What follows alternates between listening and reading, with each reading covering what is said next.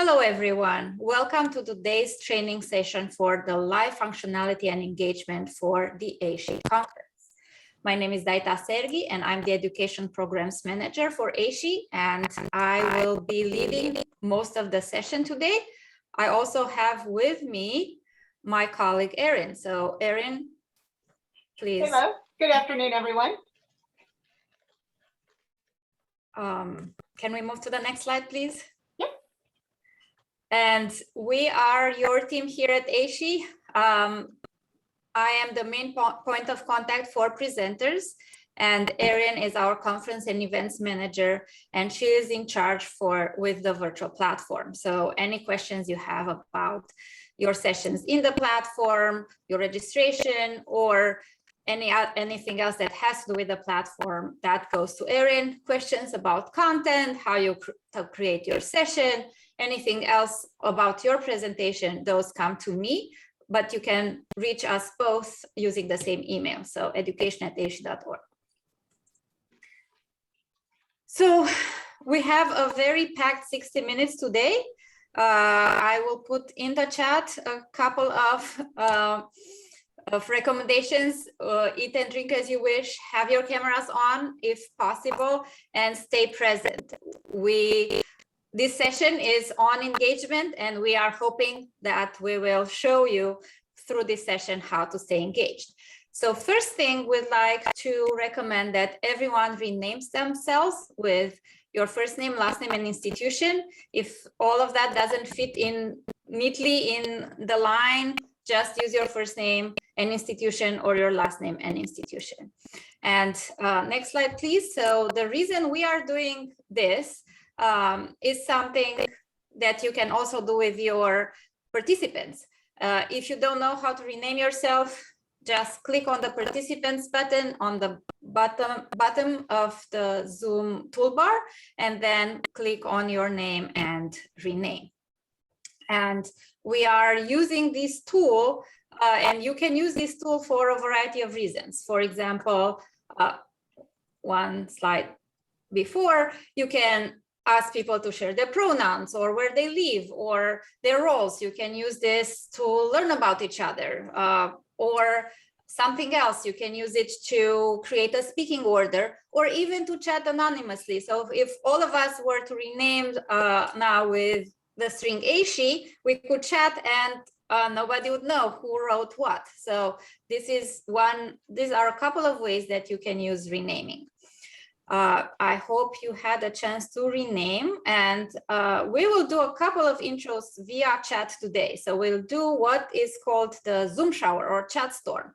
So the main thing is to not hit enter too soon. So you will start typing into the chat your title and department and 3 to 5 words describing your session, but don't click on enter, and we'll all do it at once. So I gave an example in the chat.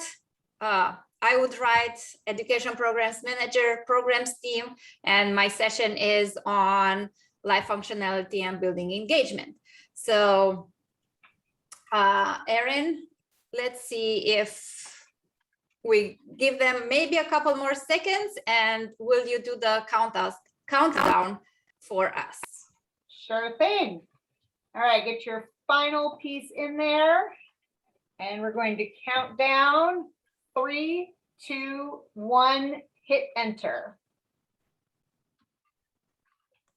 So as you see, the answers are coming in. This is why it's called a Zoom shower or chat storm, because everything is coming in at once.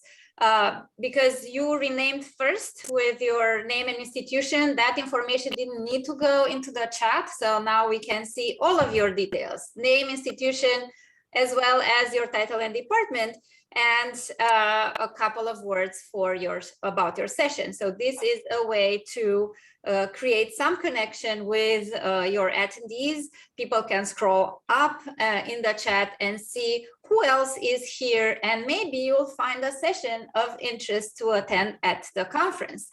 I know there's a lot of us and there's a lot of scrolling, but you can also save the chat and look at that after the live session. So this will be a resource for you to keep. So now that we know a little bit more of who is here, let's see what our agenda is today. So Erin will go over a couple of updates as well as some important presenter information. We will spend some time talking about planning your presentation, how to create an engaging session, how to prepare your slides, and a couple of best practices for presenting live, and why it is our recommendation to do a rehearsal or a dry run. We'll recap what we did today, and Erin will finish us off with our next steps. So a packed 60 minutes, which I hope you will participate in. And Erin, to you now.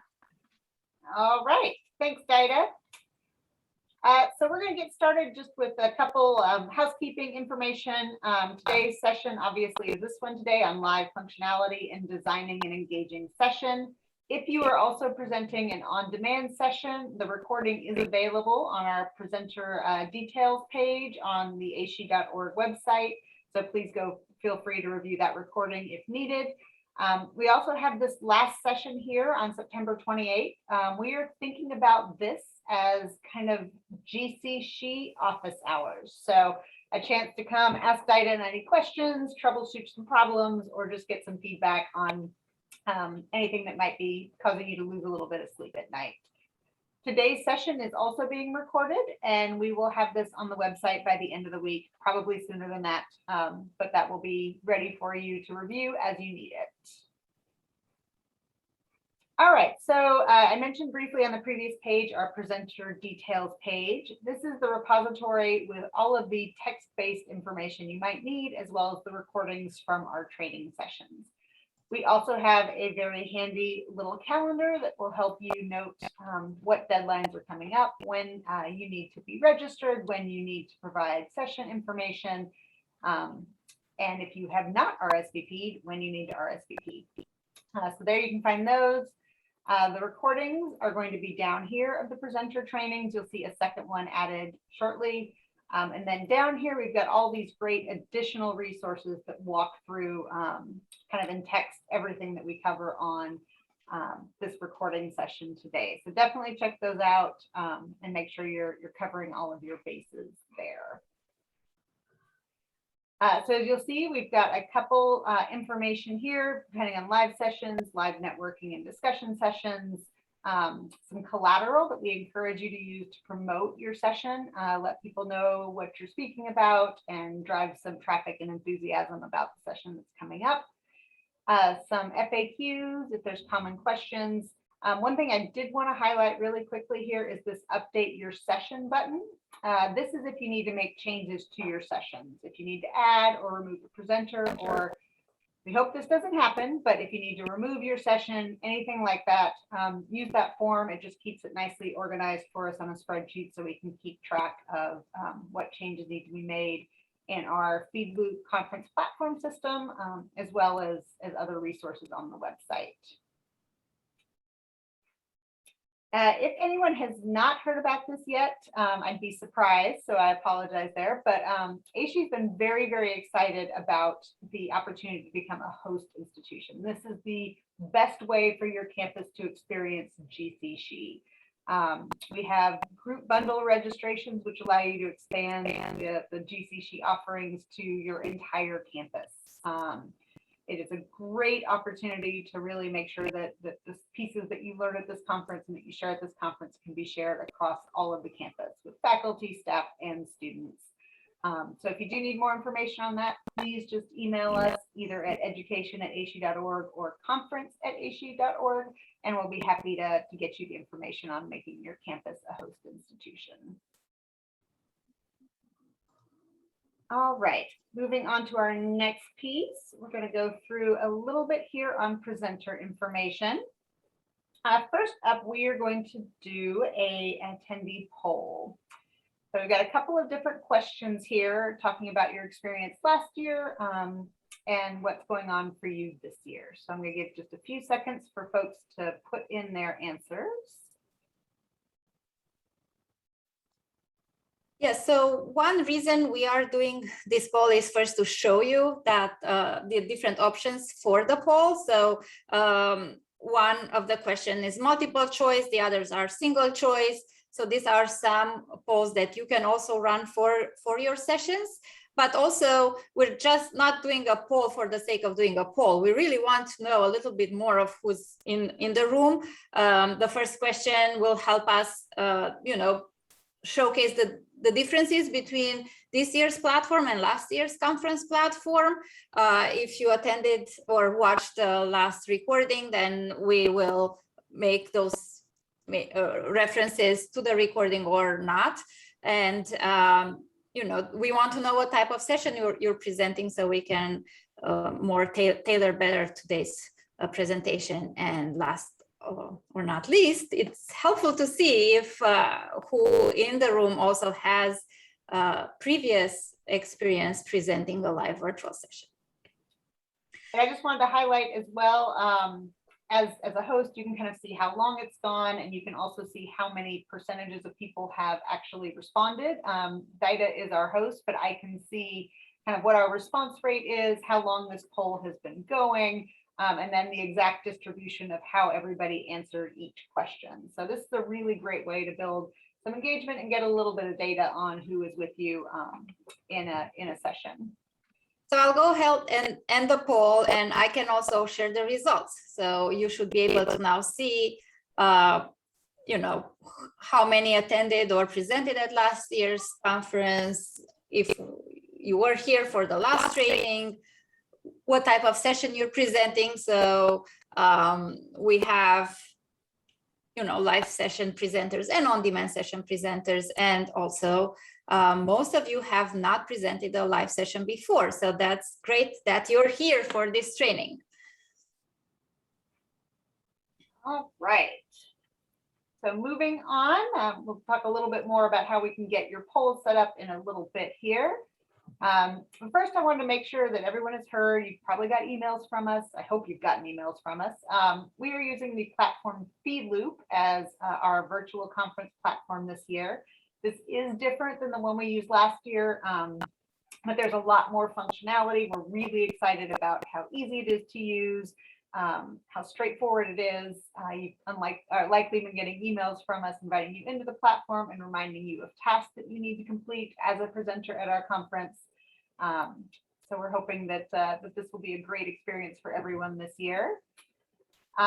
If you have not logged into FeedLoop, it is imperative that you do so right away. I mentioned RSVP deadlines a little bit earlier.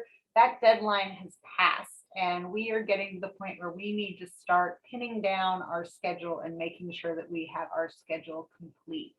So if you have not logged into the speaker portal, if you've not seen the invite email, reach out to us ASAP at education@ashe.org so we can get that information to you. We are going to start removing sessions and presenters starting tomorrow. We've sent numerous emails. Hopefully you've heard from us, but we were doing a last call out to hope that we are not missing anybody on this communication. All right, and we are going to see now who has not yet visited the portal. So what we're going to do is you're going to go down to reactions, and let's see here.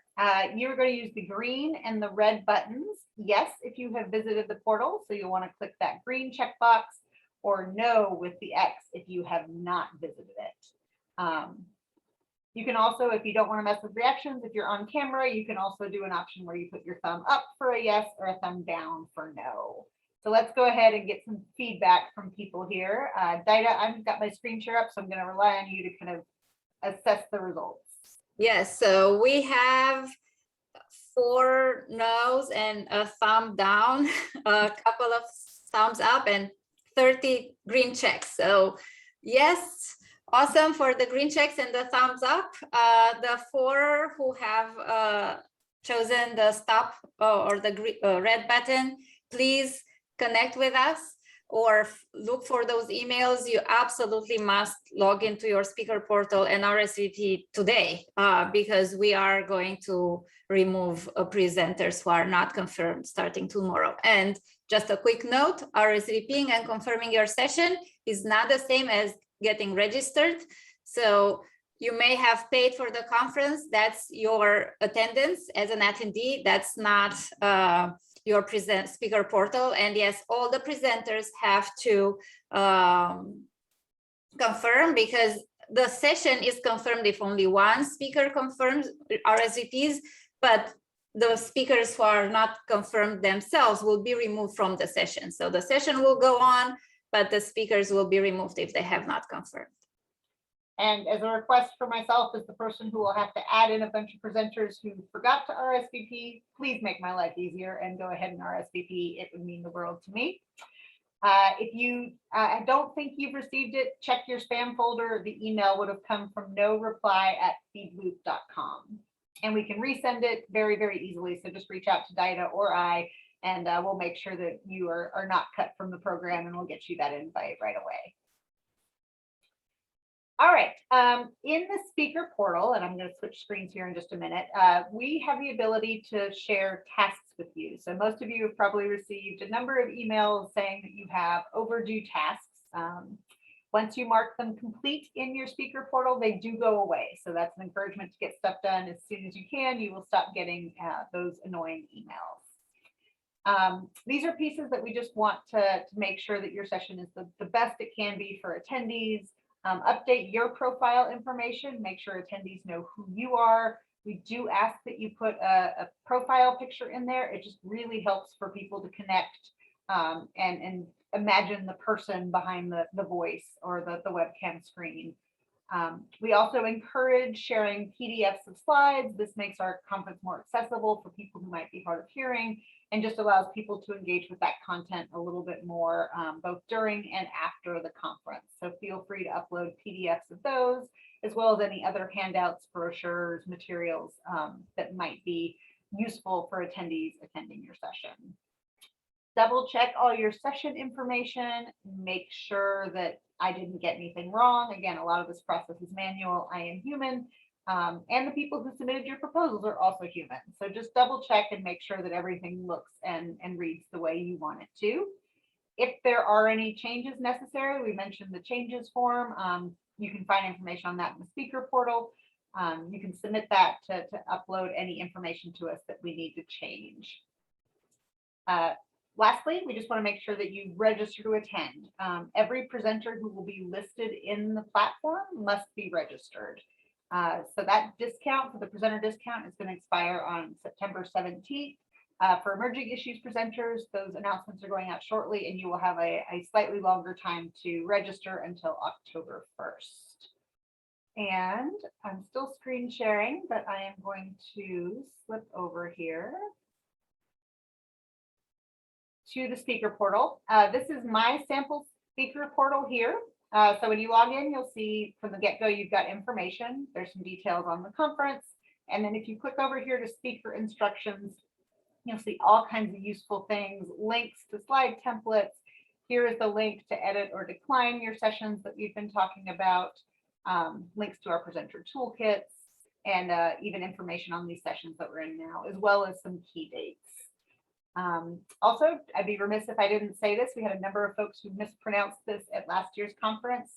GCSHE is how we pronounce our organization name, and GCSHE is how we pronounce the Global Conference on Sustainability in Higher Education. So I've tried to sound those out for you here as well, so you get that nice little referral guide just to make sure that you're not calling it ASH, or I don't even remember what people called it, called GCSHE last year.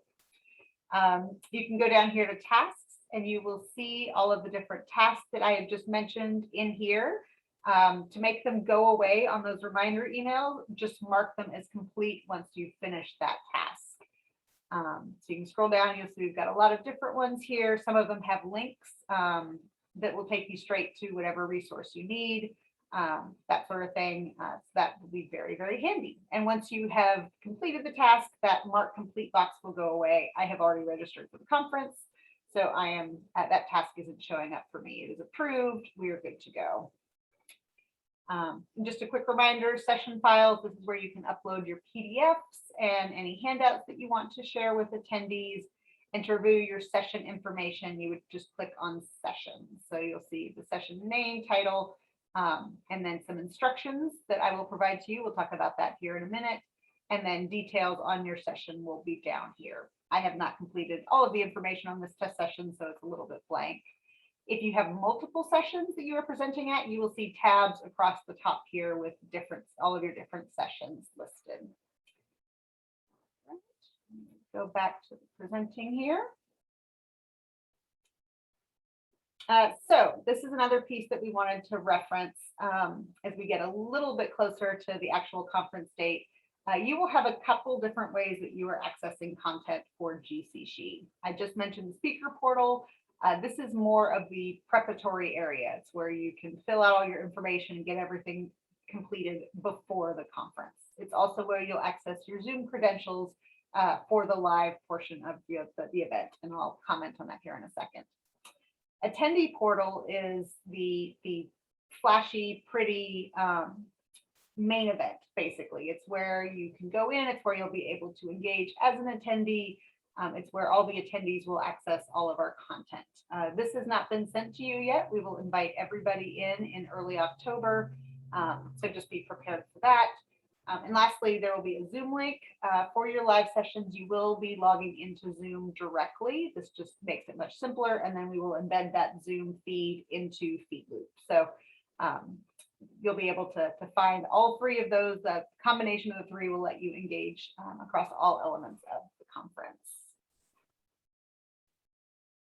So as I mentioned before, in your speaker portal, you can access your sessions, and then down here is where I'm going to start to fill out all of your Zoom information. I say start because we are still a while away. We're still finalizing our schedule, so I have not started putting this in yet, but I will add a task for everyone once those start to go in, asking people to set a calendar reminder for themselves to confirm that they have seen the Zoom link in their session, and that they're basically ready to go. Again, please complete this task. Dinah and I worry all the time that we are not communicating enough and that you all aren't getting our information.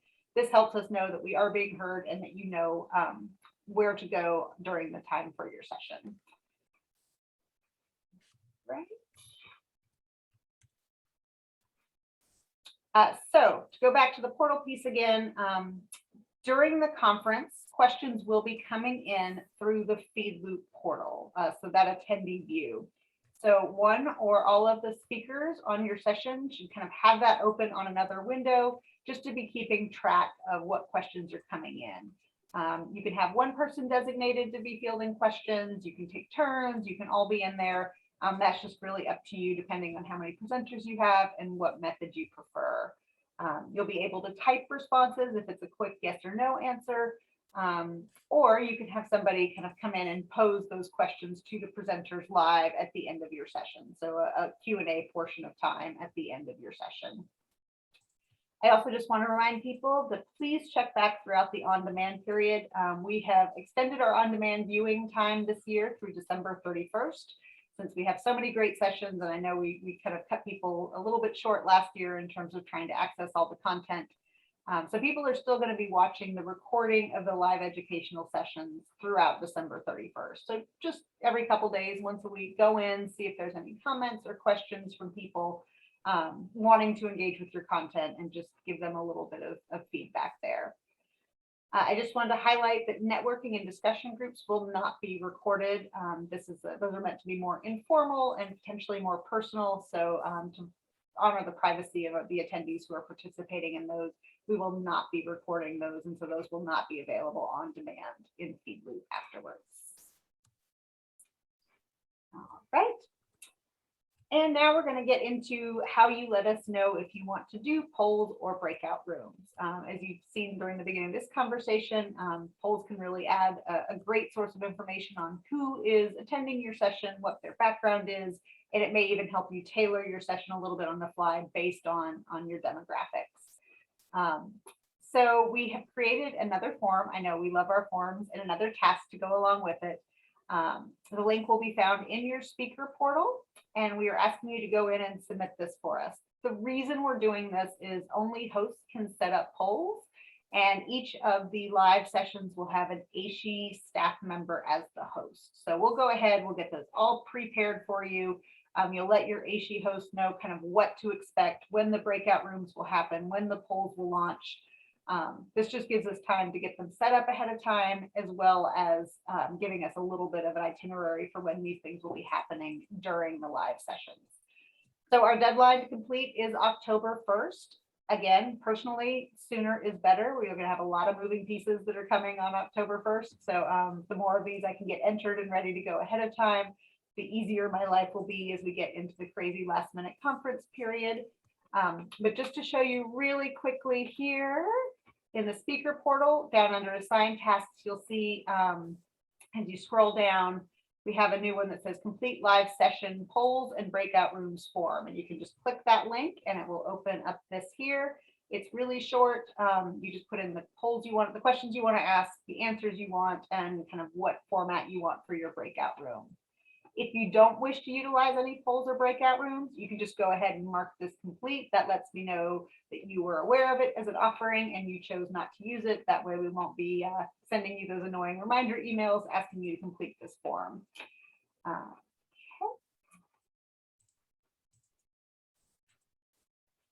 All right, as I mentioned, you will have an ASHE host in every live session. We are asking that you log in 10 minutes before your session start time. It might be tempting to log in sooner, but we do have some back-to-back sessions throughout the conference. So we do ask that you please wait until 10 minutes before to join. Make sure your Zoom name is accurate. As Dinah mentioned, you can rename yourself, you can put your institution, all that useful information. That will help the ASHE staffer be very quickly add you as a co-host. They won't have to be scrambling trying to figure out who you are because your name is something that doesn't track with our list. Fill out your live session polls and breakout rooms form. Just make it easy on us as you can. And set up a calendar invite for yourself and your co-presenters once the Zoom information is available for your session. Just have it on your calendar, it makes it easier. Nobody has to forget. In a perfect world, you'd end up with multiple calendar invites because all of your co-presenters would do the same thing, but better too many than not enough. So be the one person on your presenting staff at least that kind of makes it easy for all of your co-presenters. Erin, yes, in the chat that people are saying they're not seeing this assigned task in their speaker portal. So this is something that we'll address after today's session. Oh, yes, and I'm sorry, I had gotten started on it today and I got about halfway through and then did not finish. So by the end of the day, you will all have that task. I apologize for the delay. I meant to say that. So that's me getting distracted by other tasks today. So thanks for addressing that, Dinah. Sure. And lastly, how to help your session attendees, the people who are coming to hear what you have to say. Follow the tips and tricks in this presentation to make it engaging. Provide a PDF of your slides, as well as any other helpful handouts and materials. Leave time for Q&A. Ideally, you're sparking all sorts of ideas and conversations and questions with your attendees. So make sure that they get a chance to share with you as well and to give you that feedback or to get those follow-up answers. And follow up regularly during the on-demand period as well.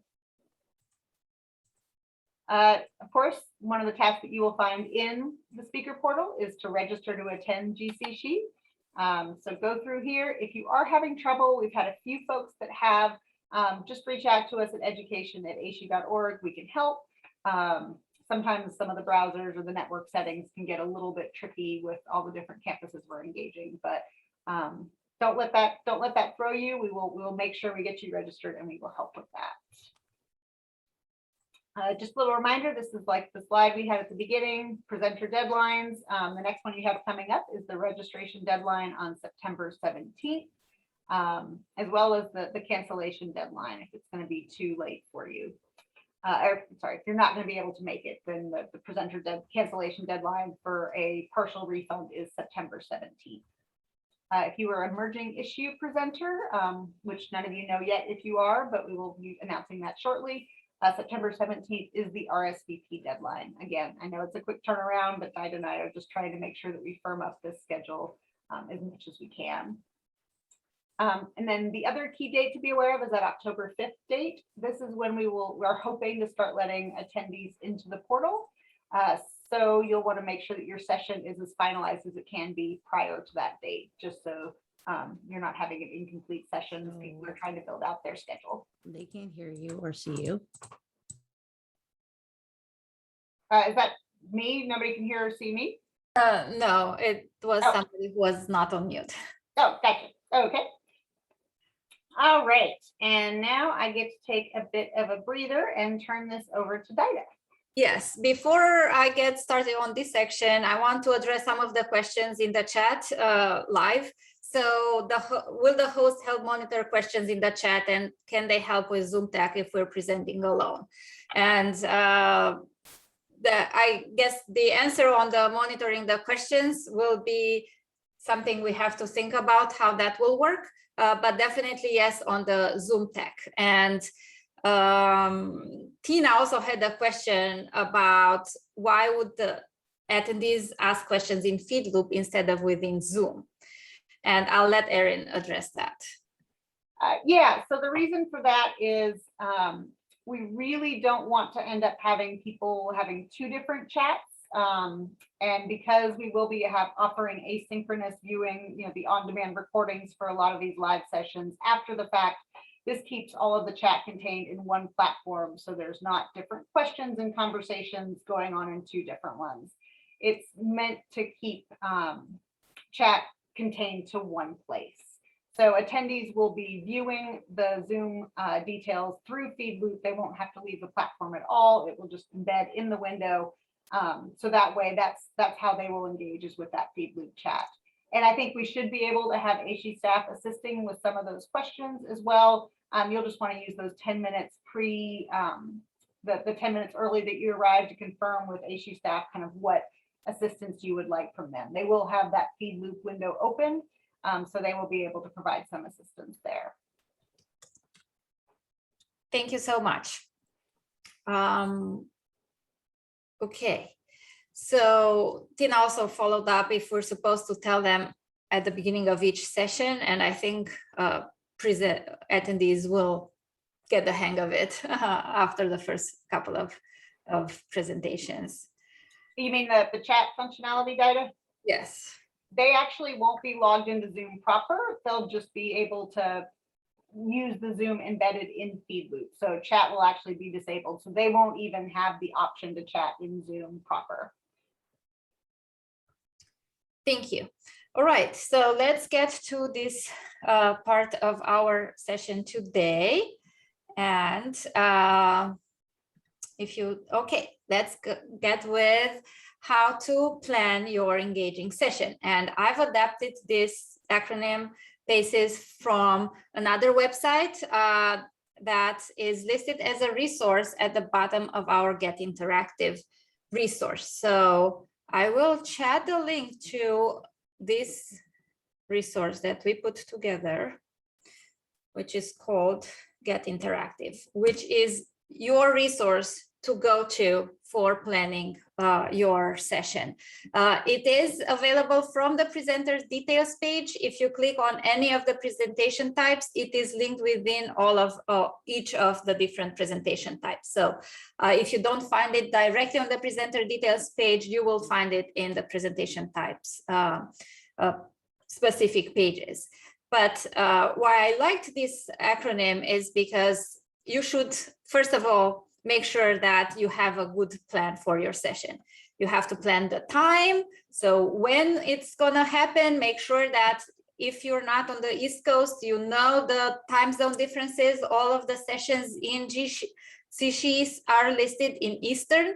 Plan where you will be presenting from. Make sure you know Zoom and feed loop and where to find your Zoom link and so on, and have a backup plan. On the audience, I've been telling HE webinar presenters since I've joined HE and started managing these presentations that imagine you're presenting to your best friend, you know your content best, you're excited, the audience will stay engaged.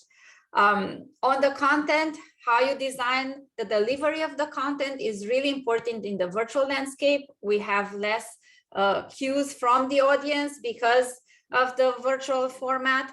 So keep your information clear and concise, visually appealing, and avoid overloading text or overloading images. Also think of what's called slide hypnosis. So if your slides are the same over and over again, like, you know, title and bullets, and so on, people will get what's called the slide hypnosis. So break it up once in a while. Engagement will captivate your audience and they will retain more of your content. Don't do engagement just for the sake of engagement. But using interactivity and engagement well adds value to the session, and the audience and the content will be retained better. And then, you know, humans are social creatures. We like to be individuals and we like to be part of groups. That's a little bit more difficult when, you know, you have the camera between you and your audience, but you can use language to more efficiently create a more intimate dialogue. So an individualized intimate sense is done by using the word you, as if you're speaking to one person. Instead of saying, for example, can everyone out there hear me? You can say, can you hear me? You can also use, you have the participants list, and you can direct questions to individual people like, Allison, what do you think of this? And then also you can foster a sense of team by using the word we. So that's in a nutshell on what the PACES acronym is, but I do recommend you look up that resource. Next slide, please. So also on our Get Interactive resource, we put a lot of thought into giving you tools for how to create a good quality session. Typical presentations, even in the in-person conference, use a very simple format: welcome and introduction, then it's the slide deck and some Q&A at the end. That doesn't work so well in the virtual format. We recommend, you know, changing that and creating a collaborative experience, and also tapping into the expertise of the participants, which will help them live with quality insights and inspiration. So think of how you're going to break up the time that you have, what kind of activities you will do, how can you you know, get your points across in other than just lecturing from a slide deck.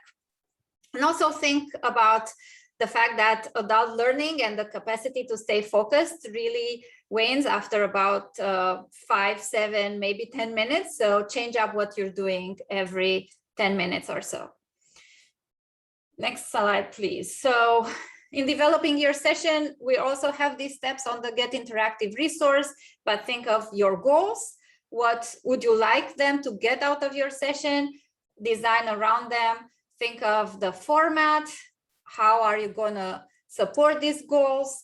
What kind of activities are you going to use that best support the format and goals?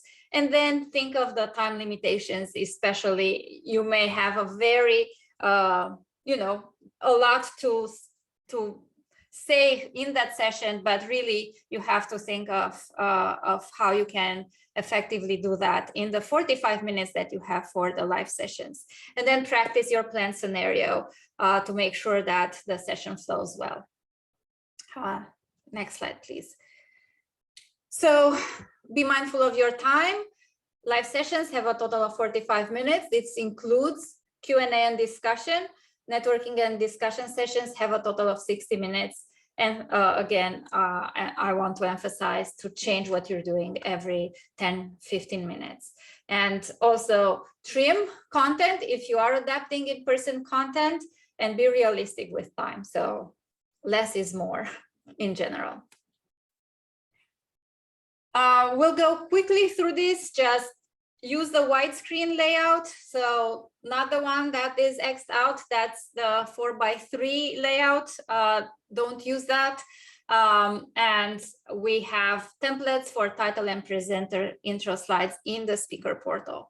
And also quickly about webcam. So your session is live, but with the exception of the networking meetings, the live sessions will be recorded and made available on demand to be viewed outside of your live time. So just be mindful of where content is on your slides, because the webcams in the recording may be covering content if you have it on the right side. Okay, so let's get to the engaging piece of today's session. We have a Jamboard for you, which I will share in the chat. So I invite you all to go to this link that I put in the chat, but not to everyone. So let's send it to everyone, not just the last person I was chatting with. And I will go ahead and share my screen, because instead of me lecturing you on what are some of the best engagement features, I want you to help us come up with them. So I am sharing my screen and showing you the Jamboard, but I see that we have, I don't know, over 30 people logged into the Jamboard. So I hope that everyone can get into that. We have 4 slides. So if you see, oops, I'm not on the beginning one. Up here, you'll see 1 out of 4. So if you have want to add multiple slides, you can do that here. This tiny arrow will show you all the Jamboards available. I seeded the engagement ideas and mistakes to avoid with a couple, but you know, your presenters, many of you have presented live before. What are some things you may have seen in other presenters that they've done well with engagement? And also, what are some mistakes to avoid? And if the first slide gets too busy, we can also use the second one. So that's also available for us to fill out in getting some ideas from all of you on engagement ideas. And this resource will stay here. You can come back and look at it, get ideas for your session. We'll also include the link on the presenter details page for when you are planning your session. So let's take a couple of minutes to fill this out, and I may go through a few of them. So you can use polls. So we have a couple on polls. Encourage people to have their video on.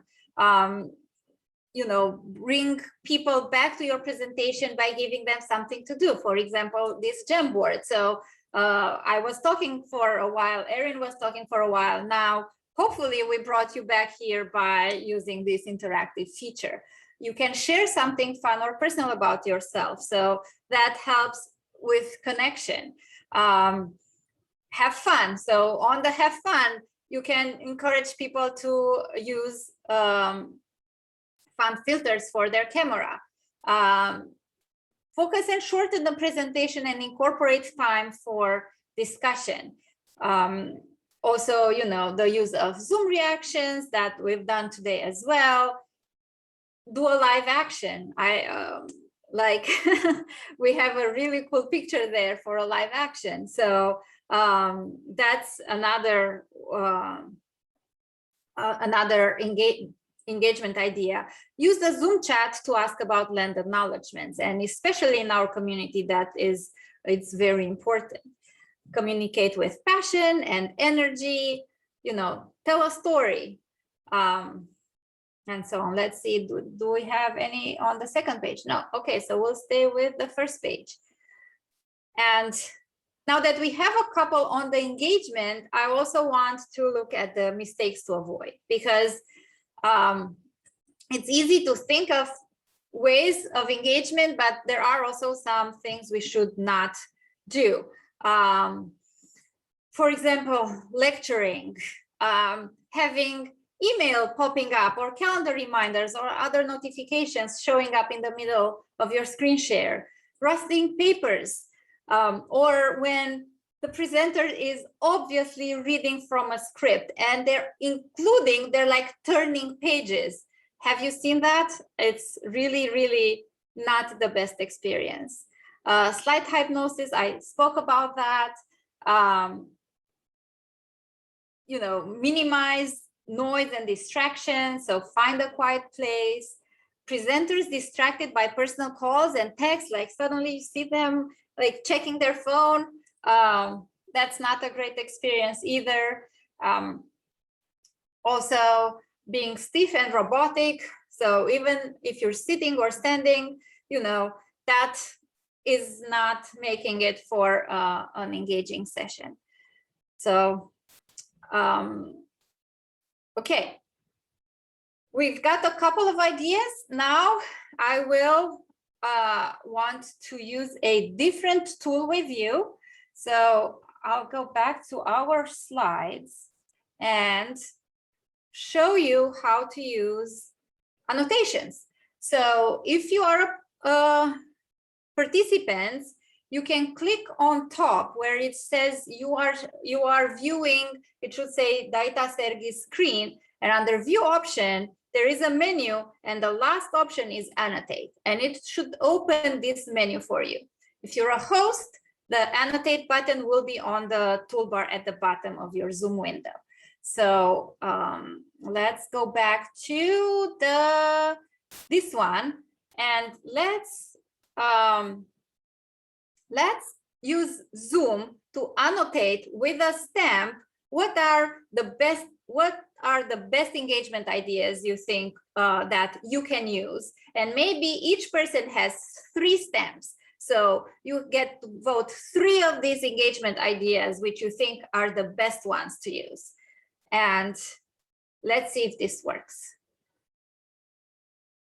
Okay, we got us a heart. All right, so we have a couple of hearts. Awesome. So you can use hearts and you can use stars or check marks. So this is a way to quickly do a poll on many different options and take the temperature of the room and just seeing live what people are picking. So people like polls, people like funny, people like shortening the presentation and, you know, telling story, communicating with passion. So these are some of what you know, you like more in these engagement ideas. And I will also go to the mistakes to avoid, and let's see, how do I clean the annotations?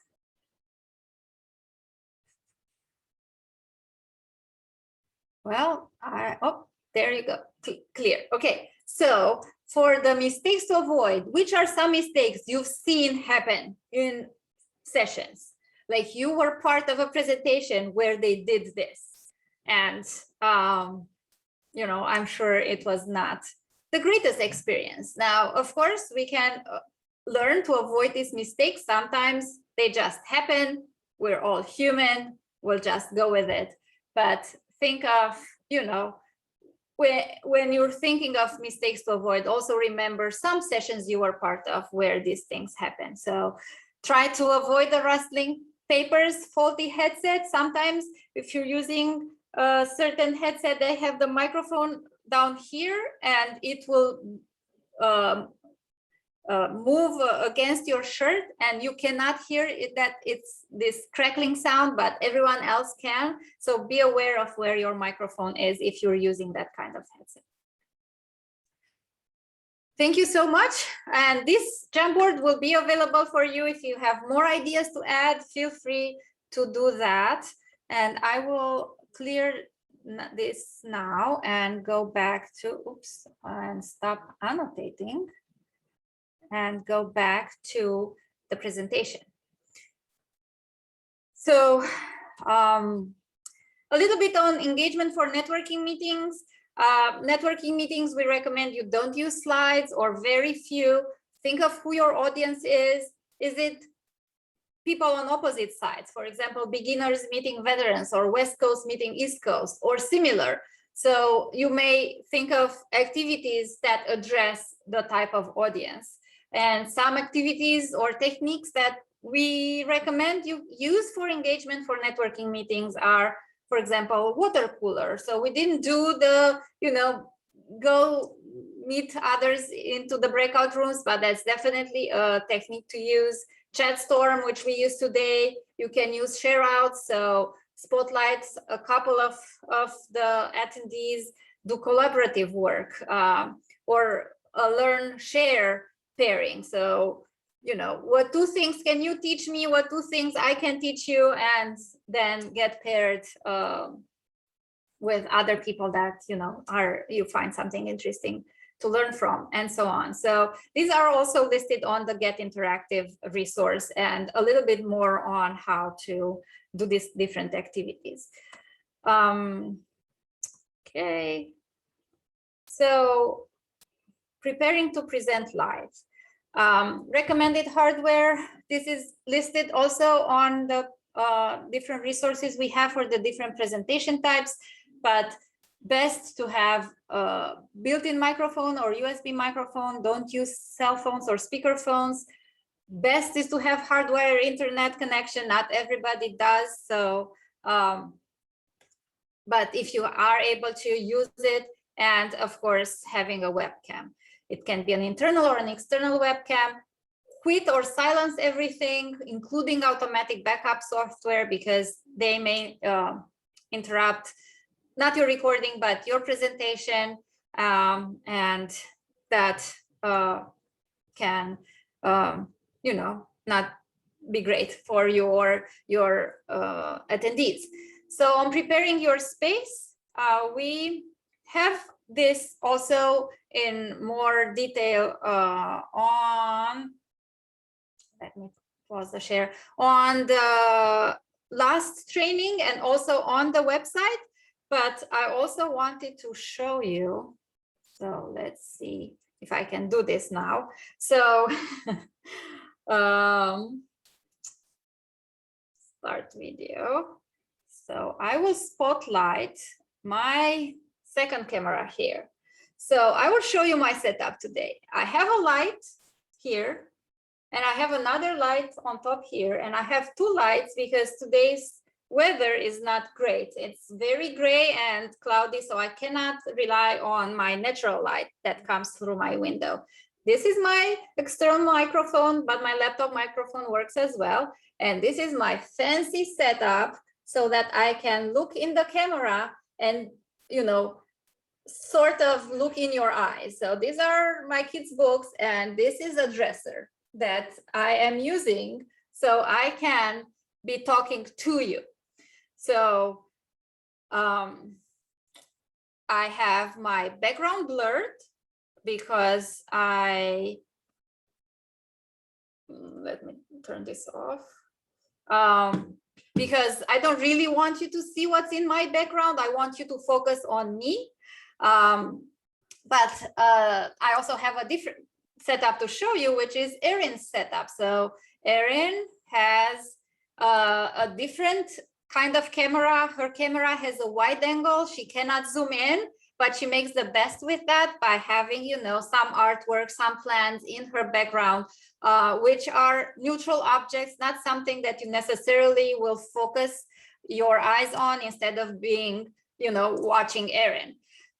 So blurring your background is an option, or having a really nice background. Some institutions require you to use a virtual background with your institution logo. Go for it if that's what you need, but make sure that your actual background is a neutral color, not very, not a lot of objects, because the virtual background will not work well if that's the case. And let me go back on to the presentation. Oops, I need to start sharing my screen first. And so background lighting, best to have your camera at your eye level. Be aware of the noise around you. Try to make eye contact. And for wardrobe, use professional clothing, not too busy, because then the camera or the eyes of your attendees will focus on your wardrobe instead of, what you're presenting on. And we do recommend you have a dry run or rehearsal. Consider recording yourself, see how you sound. If you have a script, read it out loud so it flows naturally. And if you have a session with multiple presenters, mute your microphone. Why record? Make sure your activities stay within the planned time frame. Can you see and hear everyone? Are you happy with the flow? And recap, we went through a couple of best practices today.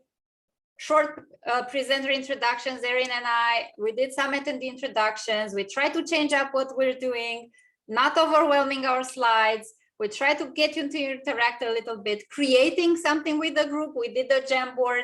We try to show you how to use the Zoom features and included them in our presentation. And we're also going to collect feedback. So there will be a survey that will show up for you at the end of the training. And that's also a good feature to have. We reviewed a couple of Zoom features, the Zoom shower, renaming, polls, reactions, annotations. The only one we didn't get to do was the breakout rooms. And unfortunately, we did not plan quite well our script and session, so we will not have time to do the breakout rooms today, but activities that work well with breakout rooms are intros, group work, or next steps. So we have some best practices for breakout rooms in the Get Interactive resource. And if you have questions and if you've never run a breakout room session, please connect with us and I will help you with that. What we were going to do today was to, where is it? So we're gonna put you in breakout rooms and have you think of what will you do differently for your session as a result of today's training, and talk to each other a little bit about that and share with us. So next steps, Erin, will you take it from here? Sure, and I'll go quickly because this is mostly just review and hopefully everyone was paying attention here. We're just going to go through and review all the tasks. Again, that speaker portal is going to be your show guide. So go to those tasks, make sure you're doing all of those pieces. If something doesn't make sense, let me know.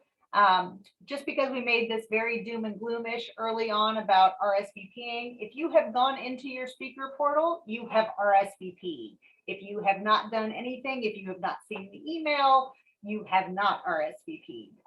So for all of you who have gone in and going, wait, did I check a button? You have. You had to agree to our presenter policies. If you've seen your tasks and your session information, you are good to go. So don't stress about that. Just a reminder to register by September 17th. And again, if you run into trouble, Dinah and I are responsive and quick. One or both of us will get back to you right away. So don't struggle too much. We're happy to help. It's a new platform and virtual conferences are still very, very new for everyone. So let us be a resource for you going forward as well. Next slide, please. Yeah, as we were saying, you can ask us questions by email. You can give us a call if you need to. Just let us know. We want to be helping. We have a lot of information on our website as well that will help you figure out how to navigate these pieces. And we really appreciate the questions we get are good feedback on what we need to be adding, and you're helping your fellow presenters by asking us questions. So speaking of, I know we are right at the end of the hour, but I've got a few more minutes if people want to ask any questions vocally or in text. We will figure that out. Breakout rooms, Sarah, I don't believe are recorded automatically in Zoom. So that will be treated like the networking and discussion groups. That part will be private. Dinah, I know we had some comments. It looks like we have a limit on the number of people that can be in each Jamboard room at once. It looks like it caps out around 50 from what I found online. So in light of that, Jamboards are still a great option, but maybe set up a couple of different ones, right? Maybe students go to one, faculty go to another, and staff go to a third. Or if your last name begins with an A through a F, go to this one, something like that, just to kind of keep the numbers a bit more manageable. Because it is still a great way to share. You just have to figure out how to divide it up if you've got a larger session. Yeah, and we chose to use a Jamboard today. We can use a Google document, or there are other platforms there, which are also listed in the Get Interactive resource. And I can't emphasize enough to just go and use that for when planning your session. Kelly, I see your question about networking facilitator. You will actually log in directly to Zoom. And as we get a little bit closer to the conference, that information will be available under your session instructions with all of the logins and such for that Zoom room. I'll also add a task in Feedloop to make sure that people have seen it, and nudging those who haven't marked that task complete to make sure that you're not flying blind on the day of your presentation. But then we will also have people will be chatting in the Feedloop platform, just because we don't want them chatting in two different platforms. So we recommend having that up in another window just so you can see what people are asking, and HE staff will also be able to assist with kind of sending some of those questions from Feedloops to the presenters if you like. We have about a 10-minute window before the session starts, so that's a good way just to kind of run through with your HE staffer on what assistance you're going to need, and kind of a quick run through on what your agenda will be. Okay, so Kelly, I see your note about that you're planning to debrief in the chat.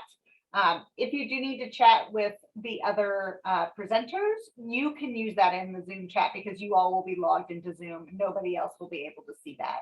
If you are wanting to engage with attendees who are viewing your session, that will need to happen in Feedloop.